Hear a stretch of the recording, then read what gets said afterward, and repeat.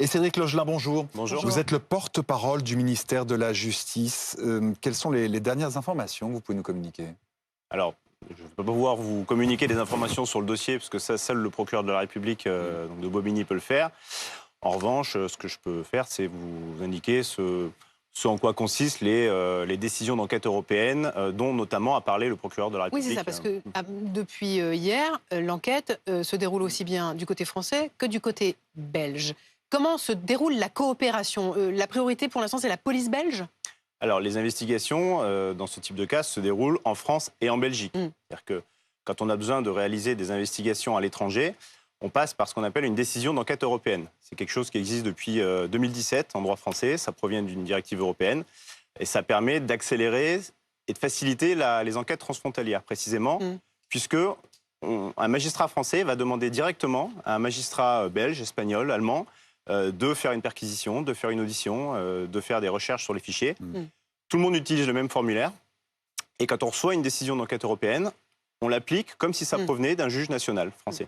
Et dans un cas comme ça, c'est fluide, évidemment, parce que la priorité, c'est de retrouver l'enfant. Tout à fait. Dans le formulaire, vous pouvez préciser que vous souhaitez que les investigations soient faites en urgence. Et ça peut être le cas, bien évidemment, pour des faits criminels. Pauline Revenat, Oui. ce bébé, il a disparu depuis maintenant plus de 30 heures. Oui. Est-ce qu'on a la moindre trace ce matin?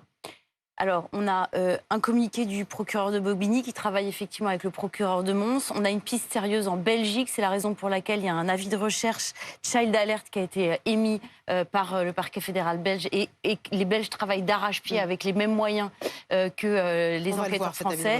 Ce qui est intéressant, c'est qu'on n'a pas de géolocalisation précise à l'heure où on se parle. Et l'information qu'il faut quand même donner aux téléspectateurs, c'est que ni le nourrisson, ni les parents, à l'heure où on se parle, n'ont été retrouvés. Mais c'est une certitude qu'ils sont en Belgique ce matin? C'est une très forte hypothèse. Le procureur de la République, il utilise un conditionnel. Les forces d'enquête se concentrent en Belgique. Maintenant, ils ont un temps d'avance, si je puis dire, puisqu'ils ont quitté la maternité à 23h30. Ils sont partis à bord d'un véhicule de couleur claire. Et là, il y a un avis de recherche avec un véhicule d'une autre couleur, une Audi bleu marine de couleur foncée, ce qui signifie qu'il y a eu un changement de véhicule. Sont-ils encore en Belgique? Sont-ils même allés plus loin? Aujourd'hui, personne ne le sait avec certitude. Mais il y a des moyens d'enquête très forts en Belgique. À votre connaissance, ils ont des attaches en Belgique? Je ne le sais pas. En tout cas, on a 5 interpellations encore en cours aujourd'hui qui avaient eu lieu hier à 11h à Livry-Gargan, qui sont là des proches de l'entourage, qui sont entendus par les enquêteurs sous le régime de la garde à vue et à qui on demande, ces personnes, avez-vous des informations et des connexions pour pouvoir permettre de géolocaliser le plus vite possible ce nourrisson qui est en danger, comme on le dit depuis hier, et ses 2 parents. Il y a un élément qui nous a frappé, Cédric Logelin, c'est cette information hier soir vers 19h, quand on apprend que l'alerte enlèvement est levée, alors que l'enfant n'a pas été retrouvé. C'est le passage de la frontière qui a provoqué ce retrait de l'alerte enlèvement ou pas du tout? Pas forcément. En fait, une alerte enlèvement, il faut le rappeler, c'est un acte d'enquête comme les autres, juridiquement.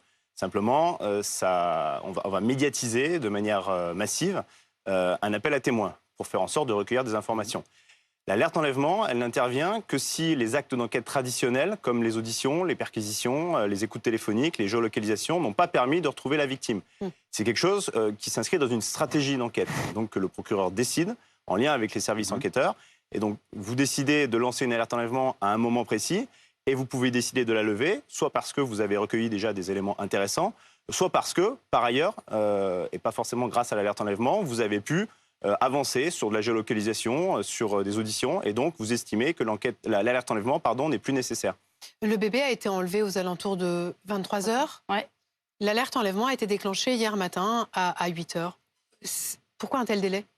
Alors, comme je viens d'indiquer... Parce qu'on a d'abord fait des recherches sans l'alerte enlèvement, c'est ça? Il ne s'est pas rien passé entre 23h et le déclenchement de l'alerte enlèvement. Des policiers, des magistrats ont travaillé toute la nuit avec des auditions, avec des investigations téléphoniques, possiblement bancaires, des géolocalisations.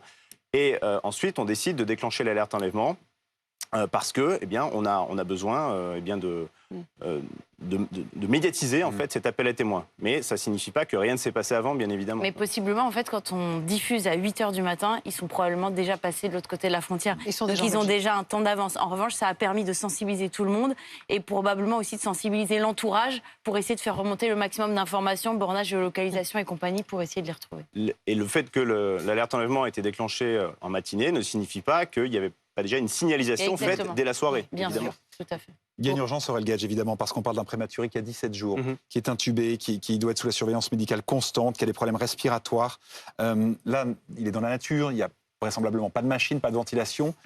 Quelles sont ses chances de survie? Alors, comme vous l'avez dit, c'est encore pire que ça. C'est pas seulement un prématuré au sein des prématurés, c'est un grand prématuré. Donc, c'est-à-dire qu'il a 8 semaines, il est à 2 mois avant le terme. C'est-à-dire c'est des patients qui, malheureusement, ont une immaturité sur énormément d'organes respiratoires. Ils ont besoin d'assistance respiratoire, soit par de l'oxygène, soit alors ils vont avoir besoin d'avoir une pression positive, c'est-à-dire de l'air qui souffle tout le temps pour éviter que le poumon collapse et pour le garder en forme. Et dans d'autres cas très sévères, mais là normalement je crois que c'est pas son cas, c'est pas le retour qu'on a eu. Certains sont intubés, lui ce n'est pas le cas.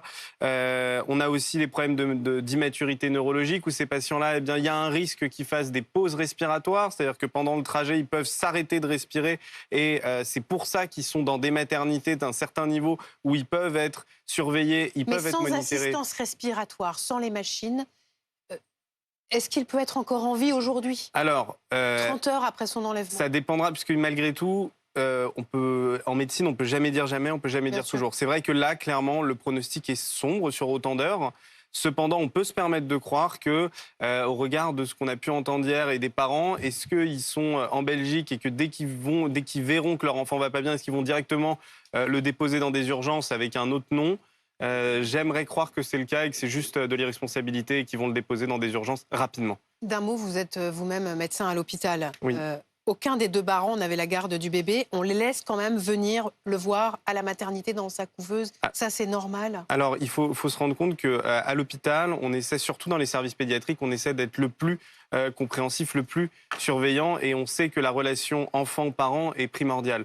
Donc, dans ce genre de cas, quand on a un patient qui est on va dire, assez stable, même s'il a besoin d'être surveillé, eh bien, il peut arriver que les soignants, dans ce cas-là, débranchent le patient, puisque c'est de la surveillance. Dans ce cas-là, ils vont dire aux parents, s'il y a le moindre problème, vous venez nous chercher. Et ils passent dans les couloirs, ils le débranchent, ils le donnent aux parents le temps qu'ils fassent du pot à pot.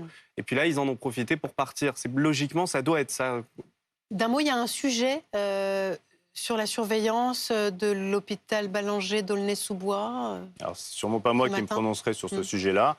Après, voilà, vous venez d'entendre un médecin expliquer quels étaient les principes, et notamment le maintien des liens familiaux entre un jeune nourrisson qui est impatient aussi, qui avait besoin de soins, et ses parents, quoi.